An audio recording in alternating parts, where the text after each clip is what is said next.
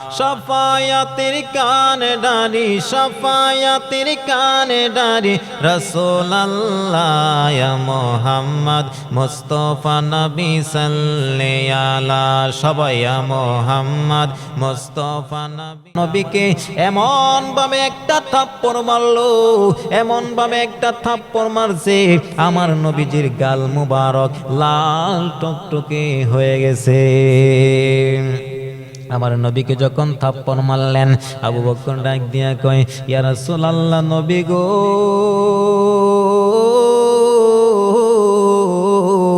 ও দয়ার নবী, মায়ার নবীজি, ইহুদি আপনাকে থাপ্পড় মারলো, সাহসটা কত বড়! আপনি একবার অনুমতি দেন, ওই ইহুদিকে দুনিয়া থেকে বিদায় করে দেব। ওমর তো রাগী মানুষ, ওমর ডাক দিয়া বলে, ইয়া রাসূলুল্লাহ, নবী গো, নবী গো, নবী গো, ও মায়ার নবীজি, ও রাহমাতুল লিল আলামিন নবী গো, আপনি একবার অনুমতি দেন, আমি ওই ইহুদির গলা থেকে মাথাটা আলাদা করে ফেলি। ইয়া রাসূলুল্লাহ, একবার অনুমতি দেন। আপনাকে আঘাত করলো, সাহসটা কত বড়! আপনাকে আঘাত করলো, তার সাহসটা কত বড়! যিনি হচ্ছেন রহমাতুল লিল আলামিন, যিনি হচ্ছেন সাইয়্যিদুল মুরসালিন, যিনি হচ্ছেন শাফিউল মুজনাবিন, যিনি হচ্ছেন খাতামুন নবিয়্যিন, যিনি হচ্ছেন সৃষ্টিকুলের মূল, যিনি হচ্ছেন নবীগণের নবী, যিনি হচ্ছেন আম্বিয়া কেরামগণের নবী, যিনি আসমানের নবী, জমিনের নবী, যিনি হচ্ছেন কুল কায়নাতের নবী, ওই নবীজির গায়ে আঘাত করবে, এটা আমি আবু বকর মানতে পারি না। ওমর ডাক দিয়া বলে, নবী গো, আপনার গায়ে আঘাত করবে, এটা তো আমরা মানতে পারি না, একবার অনুমতি দেন, নাকি দুনিয়া থেকে শেষ করে ফেলে। আমার নবী ডাক দিয়া বলতেছেন, ও আবু বকর, এরে ওমর, শোনো শোনো শোনো, আমি নবী দুনিয়াতে এসেছি এই বেঈমানদেরকে বিদায় করে দেওয়ার জন্য না, তাদেরকে দাওয়াত দিয়ে সঠিক পথে আনার জন্য। আমি যদি ওদেরকে বিদায় করে দেই, আরে আবু বকর, তাকে যদি মেরে ফেলা হয়, তাকে যদি দুনিয়া থেকে বিদায় করে ফেলা হয়, তাহলে দ্বিতীয়বার আমি নবী কার কাছে কালিমার দাওয়াত নিয়ে আসবো?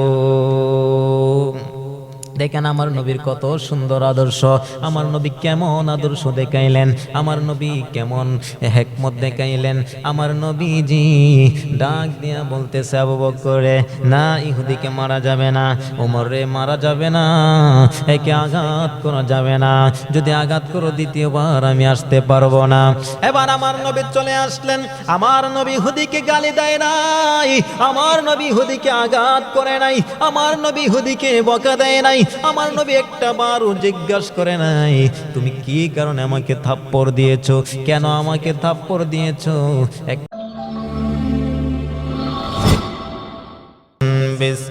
বিসমিল্লাহির রহমানির রহিম। ইন্নাল্লাযীনা ইয়াখশাউনা রাব্বাহুম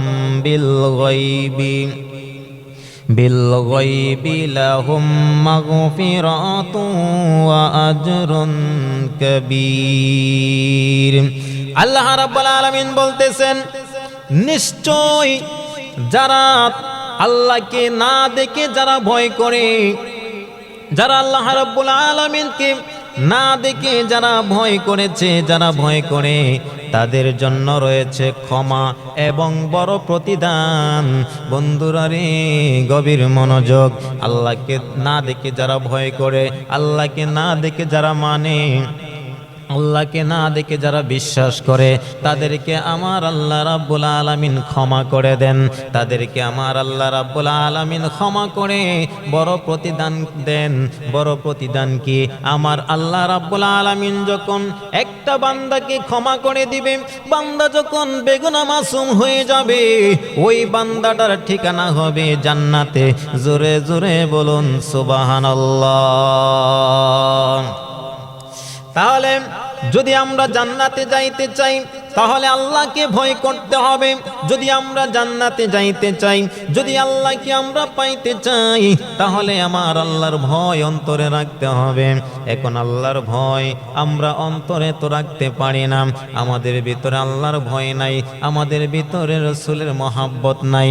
আল্লাহর ভয় যদি অন্তরে থাকতো তাহলে কোনো মানুষ চুরি করতে পারতো না। আল্লাহর ভয় যদি অন্তরে থাকতো কোনো মানুষ অন্যের হক নষ্ট করে খেত না।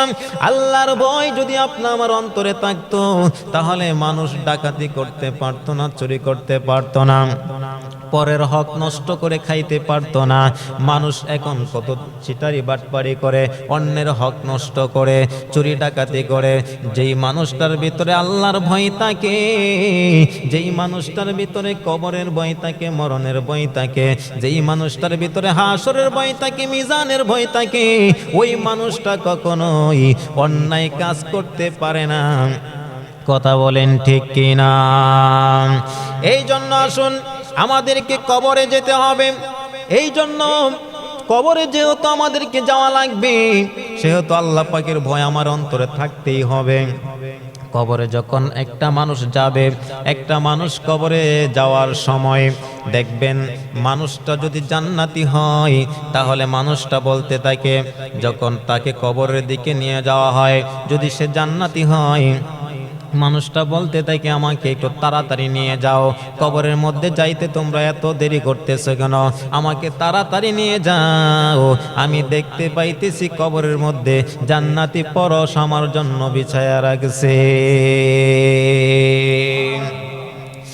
আর যদি ব্যক্তিটা জাহান্নামী হয়, ওই ব্যক্তিটা যদি জাহান্নামী হয় তাহলে ওই মানুষদেরকে বলতে থাকে, যারা তাকে কবরের দিকে নিয়ে যায়, ওদেরকে বলতে থাকে তোমরা আমাকে কই নিয়ে যাইতেছো, এত তাড়াতাড়ি কেন নিতেছো, একটু আস্তে করে নিয়ে যাও, আমাকে এত তাড়াতাড়ি নিও না, কারণ আমি জানতেছি কবরে যাওয়ার সঙ্গে সঙ্গেই কবর থেকে আযাব শুরু হয়ে যাবে।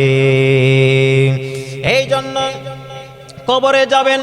আসুন, যেহেতু সূরা মুলকের 12 নম্বর আয়াত আপনাদের সামনে তেলাওয়াত করেছি, সূরা মুলকের ছোট্ট একটি ফজিলত আপনাদের সামনে বলে যাই, ছোট্ট একটি ঘটনা বলে যাই।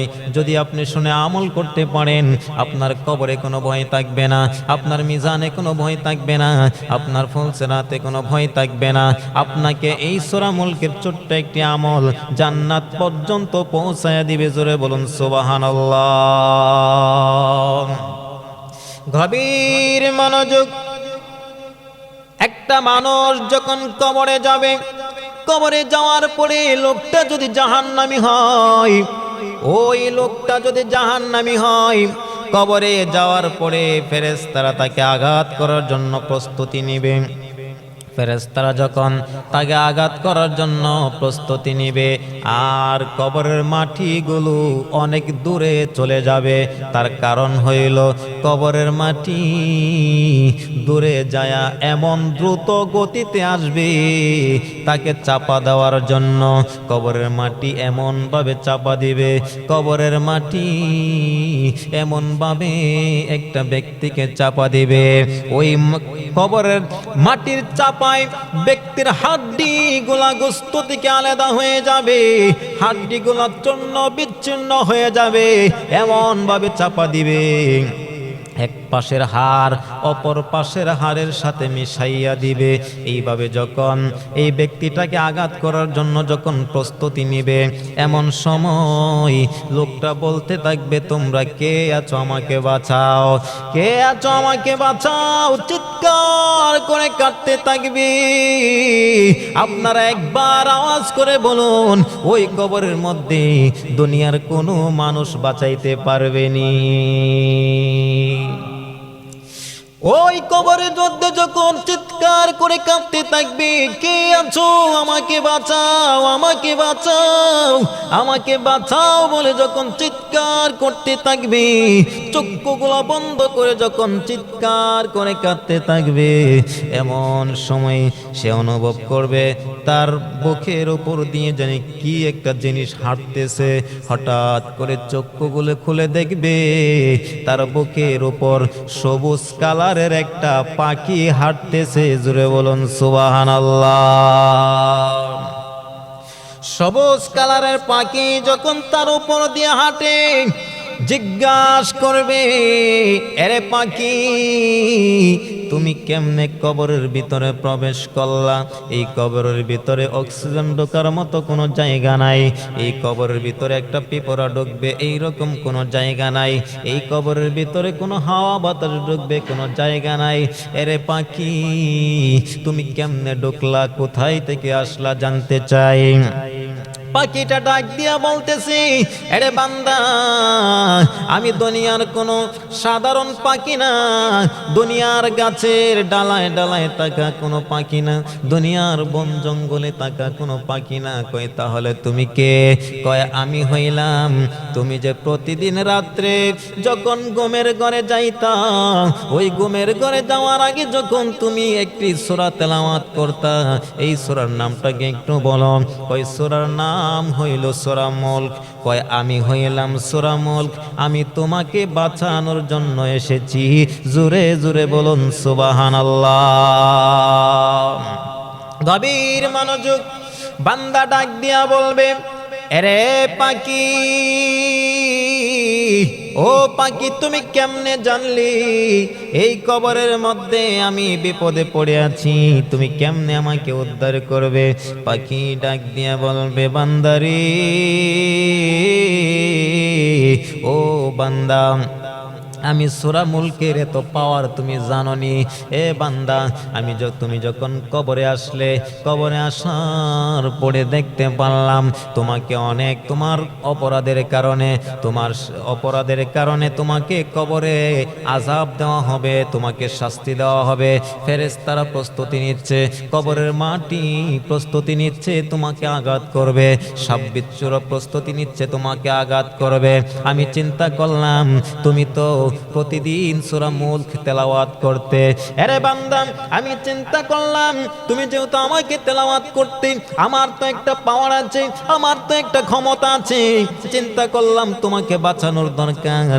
এবার ওই পাখিটা বলতেছে, তোমাকে বাঁচানোর জন্য আমি চলে আসলাম, এই তোমাকে বাঁচানোর জন্য আমি এইখানে চলে আসলাম।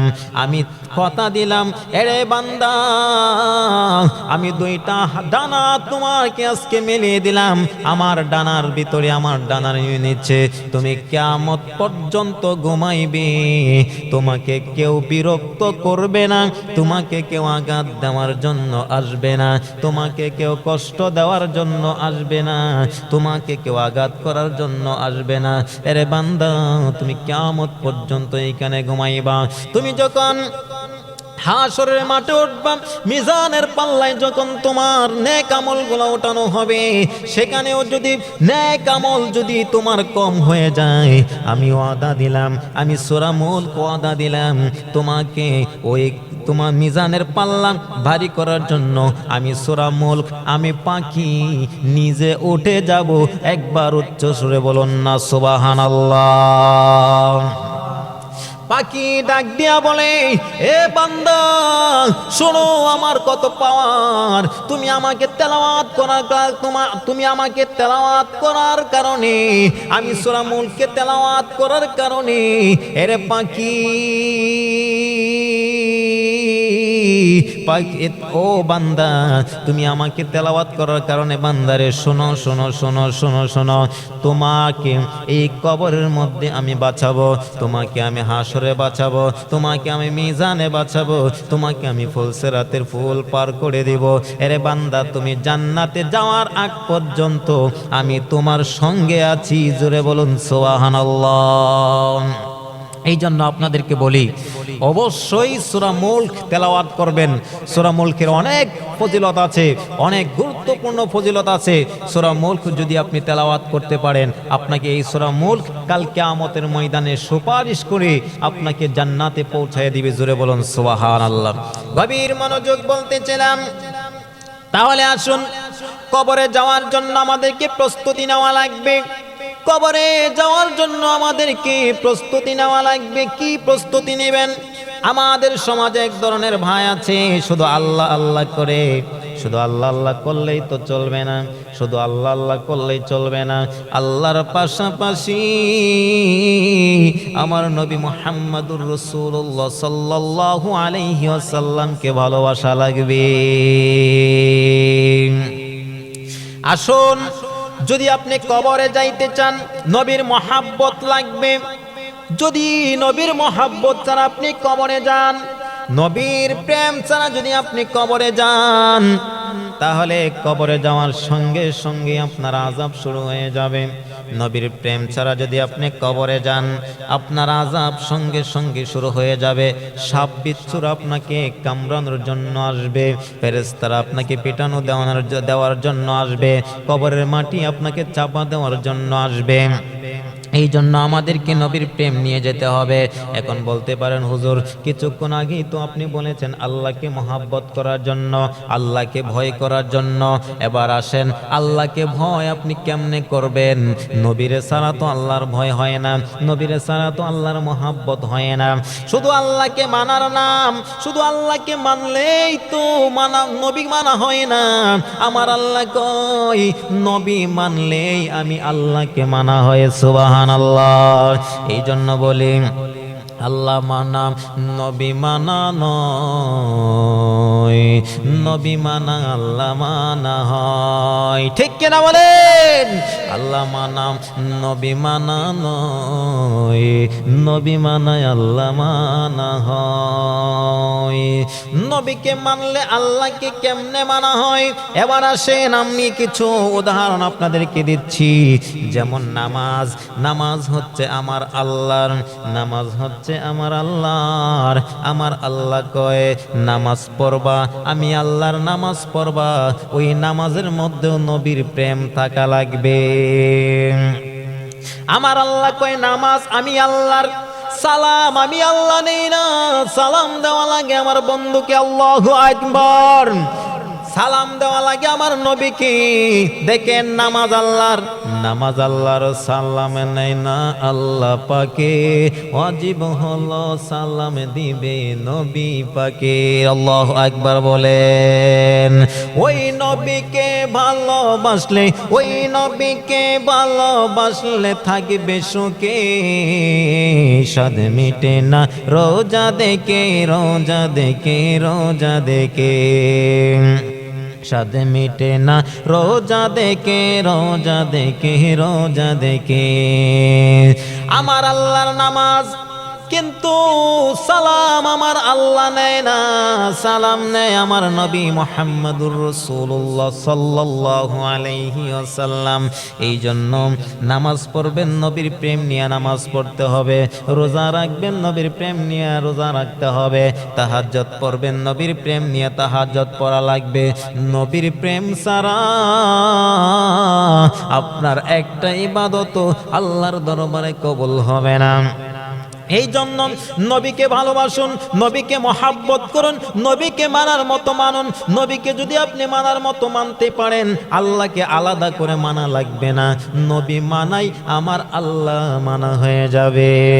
তাহলে আসুন, নবীকে কিভাবে মানতে হবে, নবীকে কিভাবে মহাব্বত করতে হবে। আমার আল্লাহ রাব্বুল আলামিন বলেছেন, লাকাদ কানা লাকুম ফি রাসূলিল্লাহি উসওয়াতুন হাসানাহ। আমার আল্লাহ পাক বলেছেন, পৃথিবীর মানুষ, ও পৃথিবীর মানুষেরা, তোমরা আমার বন্ধু নবীর নিকট আদর্শ তালাশ করো। আমার নবী মুহাম্মদুর রাসূলুল্লাহ সাল্লাল্লাহু আলাইহি ওয়াসাল্লামের কাছে রয়েছে উত্তম আদর্শের ভান্ডার। একটা মানুষ যখন নবীর আদর্শে আদর্শবান হয়ে যাবে, ওই মানুষটা নবীকে পরিপূর্ণ ভালোবেসে আদর্শে আদর্শবান হয়। যেই ব্যক্তিটা নবীর আদর্শে আদর্শবান হয়ে যায়, ওই ব্যক্তিটা আমার আল্লাহকে পেয়ে যায়, আল্লাহকে পেয়ে যায়। ওই যেই ব্যক্তিটা আমার আল্লাহকে পেয়ে যায়, ওই ব্যক্তিটা ডাইরেক্ট জান্নাতে যাবে, কার কোনো সন্দেহ নাই। তাহলে দেখেন নবীর কেমন আদর্শ। এবার আসেন নবীর আদর্শ দিকে যাই। নবী কেমন নবী, নবীর ব্যবহার কত সুন্দর ছিলেন, নবীর আদর্শ কত সুন্দর ছিলেন। নবীজি কিভাবে মানুষদেরকে সঠিক পথে আনলেন, নবীজি কিভাবে মানুষদেরকে সঠিক পথে আনলেন, নবী কিভাবে মানুষদেরকে হিকমত কাটায় সঠিক পথে আনলেন। আমার নবী একদিন একটা ইহুদির বাড়িতে গেলেন কালিমার দাওয়াত দেওয়ার জন্য। আমার নবীর সঙ্গে ছিলেন হযরতে আবু বকর, আমার নবীর সঙ্গে ছিলেন হযরতে ওমর। আবু বকরের নাম আপনারা শুনছেননি? নবীর প্রিয় সাহাবী আবু বকর সিদ্দিকী, নবীর প্রিয় সাহাবী আবু বকর সিদ্দিকী, ভালোবেসে শৈল পাশে, ভালোবেসে শৈল পাশে, যাইয়া দেখো মদিনা মদিনা মদিনা, আশিক মুমিনের ঠিকানা মদিনা মদিনা, আশিক মুমিনের ঠিকানা। জালালউদ্দিন সৈয়দী ৭৫ বার দেখল নবীজি, জালালউদ্দিন সৈয়দী ৭৫ বার দেখল নবীজি, এতবার দেখিয়া নবী, এতবার দেখিয়া নবী, তৃপ্তি তাহার হলো না। মদিনা মদিনা, আশিক মুমিনের ঠিকানা মদিনা মদিনা, আশিক মুমিনের ঠিকানা। জোরে বলুন আল্লাহু আকবার। গভীর মনোযোগ বলতেছিলাম, আমার নবী ইহুদির বাড়িতে গেলেন কালিমার দাওয়াত দেওয়ার জন্য। আমার নবী রাহমাতুল লিল আলামিন নবী যখন ইহুদির বাড়িতে গেলেন, যাওয়ার পরে আমার নবী ইহুদিকে ডাক দিয়ে বললেন, রে ইহুদি, তুমি যেই পথে আছো এই পথটা তো একটা ভ্রান্ত পথ। রে ইহুদি, তুমি যেই পথে আছো এটা একটা ভ্রান্ত পথ। এই পথে চললে তোমাকে জাহান্নামে যাওয়া লাগবে, এই পথে চললে তোমাকে জাহান্নামে যাওয়া লাগবে। রে ইহুদি, তুমি সত্যের পথে চলে আসো। কই সত্যের পথ কোনটা, কাকে মানতে হবে? এবার আমার নবী ডাক দিয়ে কই, তোমার যে আল্লাহ সৃষ্টি করছে সেই আল্লাহর পথে ফিরে আসো।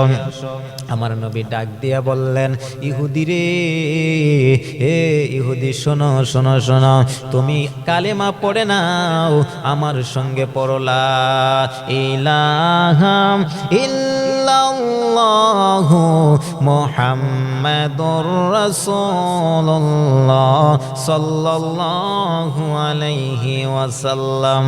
এবার যখন নবী কালিমার দাওয়াত দিলেন, নবী কালিমার দাওয়াত দেওয়ার সঙ্গে সঙ্গে ইহুদিটা আমার নবীকে এমন ভাবে একটা থাপ্পড় মারলো, এমন ভাবে একটা থাপ্পড় মারছে, আমার নবীজির গাল মুবারক লাল টকটকে হয়ে গেছে। আমার নবীকে যখন থাপ্পড় মারলেন, আবু বকর ডাক দিয়া কয়, ইয়া রাসূলুল্লাহ, নবী গো,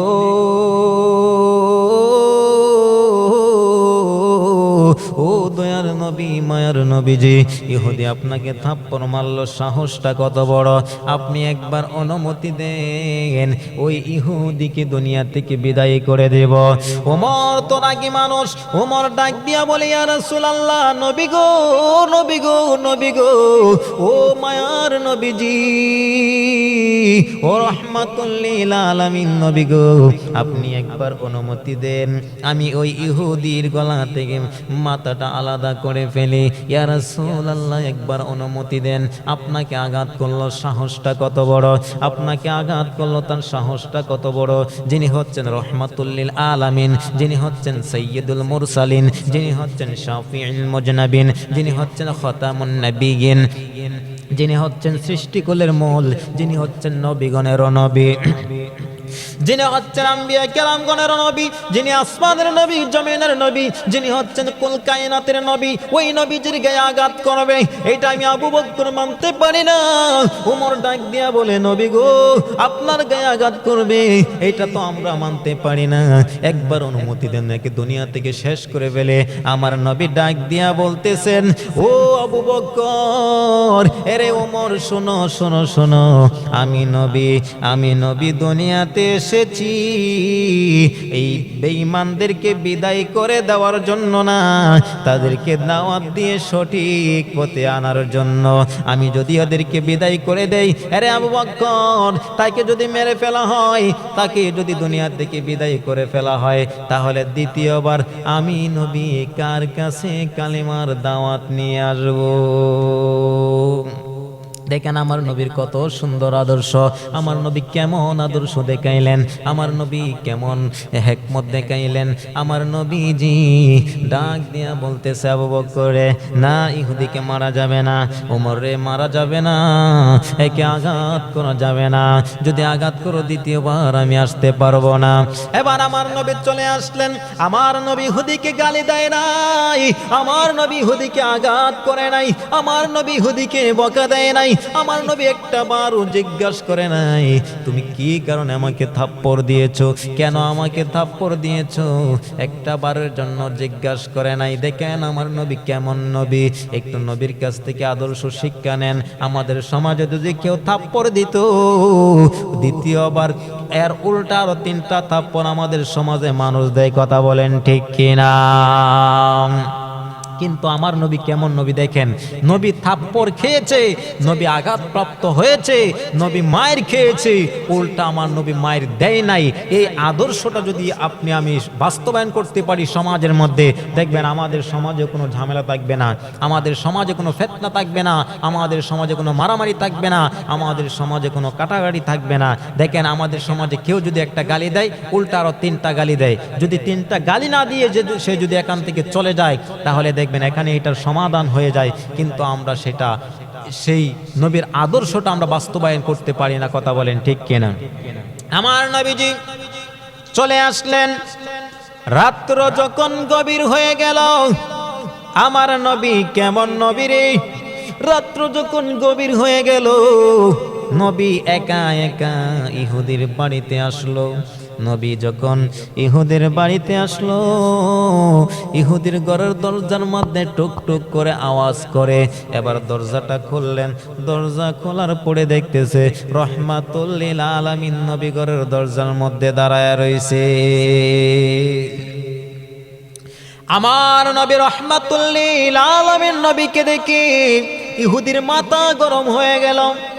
দেখেন আমাদের সমাজে যদি আপনি কাউকে আঘাত করেন, হঠাৎ যদি দেখেন ওই ব্যক্তিটা রাত্রে 12টার পরে আপনার ঘরে দরজার সামনে, নিশ্চিত আপনি ভয় পাবেন। কেন ভয় পাবেন? আপনি মনে করে নেবেন ওই ব্যক্তিটা আপনাকে আঘাত করার জন্য আরো শক্তিশালী হয়ে আসছে গভীর রাতে। ঠিক তেমনি ভাবে ইহুদি ভয় পেয়ে গেল। ইহুদি মনে করেছে আমার নবী অনেক লোকজন নিয়ে এসেছে তাকে আঘাত করার জন্য, তাকে মায়ের দেওয়ার জন্য, তাকে পিটা দেওয়ার জন্য। আমার নবী ডাক দিয়ে কই, ইহুদি রে, এরে ইহুদি, তুমি ভয় পেও না, আমি নবী কাউকে আঘাত করার জন্য আসি না, আমি নবী কাউকে কষ্ট দেওয়ার জন্য আসি না, আমি নবী কাউকে মায়ের দেওয়ার জন্য আসি না। ইহুদি রে, আমি তোমাকে আঘাত করার জন্য আসি নাই, তুমি কেন ভয় পাইতেছ? ইহুদি ডাক দিয়া বলতেছেন, ইয়া রাসূলুল্লাহ, ইয়া হাবিবাল্লাহ, নবী গো,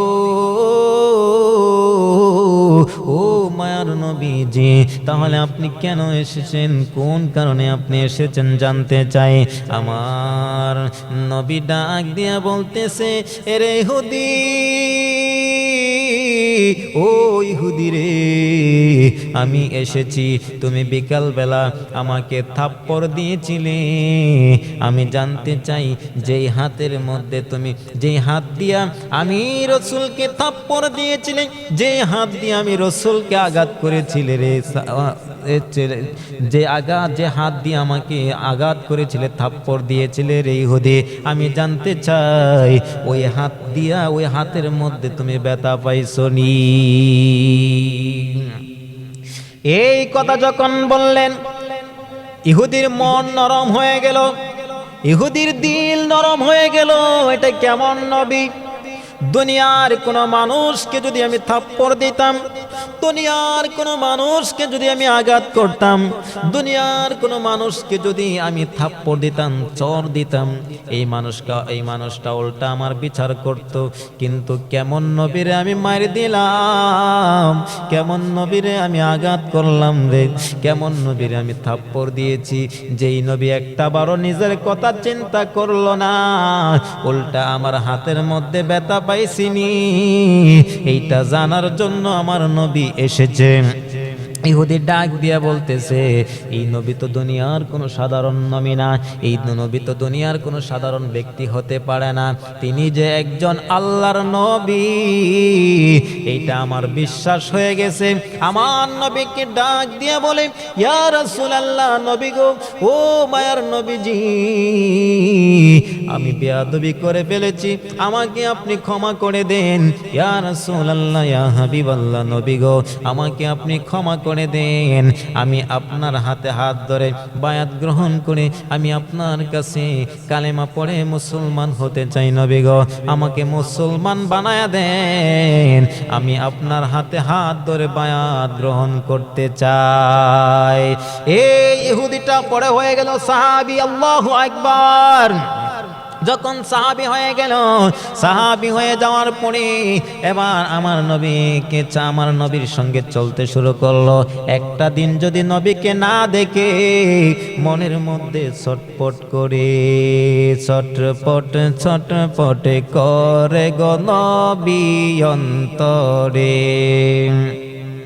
ছটপট ছটপট করে গো নবী অন্তরে। হে নবী কাছে আয়েশা ভালোবাসা, কাছে আয়েশা ভালোবাসা, নাও না বকে পাগলা রে, ছটপট ছটপট করে গো নবী অন্তরে, ছটপট ছটপট করে গো নবী অন্তরে।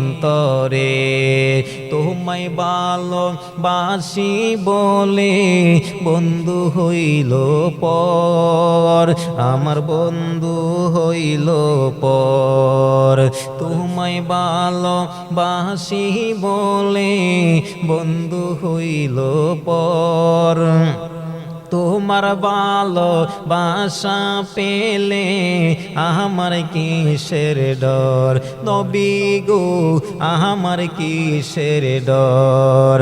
হাসি মুখে তোমার প্রেমে, হাসি মুখে নবী তোমার প্রেমে, প্রাণটা দিতে রাজি রে, ছটপট ছটপট করে গো নবী অন্তরে, ছটপট ছটপট করে গো নবী অন্তরে।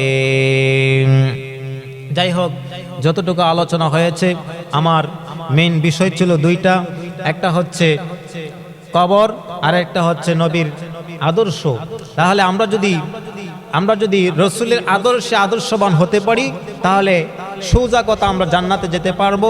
আমাদের কবরে, হাসরে, মিজানে, ফুলসেরাতে কোনো ভয় থাকবে না। এই জন্য নবীর প্রেম অন্তরে ঢোকান। নবীর প্রেম যখন আপনি অন্তরে ঢোকাবেন, দেখবেন এক ধরনের মানুষ আপনাকে ভণ্ড বলবে, এক ধরনের মানুষ আপনাকে মাজার পূজারি বলবে, এক ধরনের মানুষ আপনাকে বেদাতি বলবে, এক ধরনের মানুষ আপনার উপর হামলা করতে চাইবে। কিন্তু মনে রাখবেন, যখন সত্যের পক্ষে থাকবেন, যখন আপনি নবীর পক্ষে থাকবেন, যখন আপনি আউলিয়া কেরামগণের পক্ষে থাকবেন, আপনার শত্রু থাকবেই। শত্রু থাকুক, আমরা হাজার বাধা অতিক্রম করে, আমরা নবীর প্রেম করে যতদিন এই দুনিয়াতে বেঁচে থাকি, যতদিন এই দুনিয়াতে বেঁচে থাকবো, ততদিন নবীর প্রেম নিয়ে বেঁচে থাকবো। যতদিন এই দুনিয়াতে বেঁচে থাকবো নবীর প্রেম নিয়ে বেঁচে থাকবো। এই দুনিয়া থেকে যখন অন্ধকার কবরে যাব, নবীর প্রেম নিয়ে অন্ধকার কবরে যাব। আল্লাহ পাক যেন আমাদের সকলকে সঠিক বোঝ দান করেন। আসসালামু আলাইকুম রহমতুল্লাহ।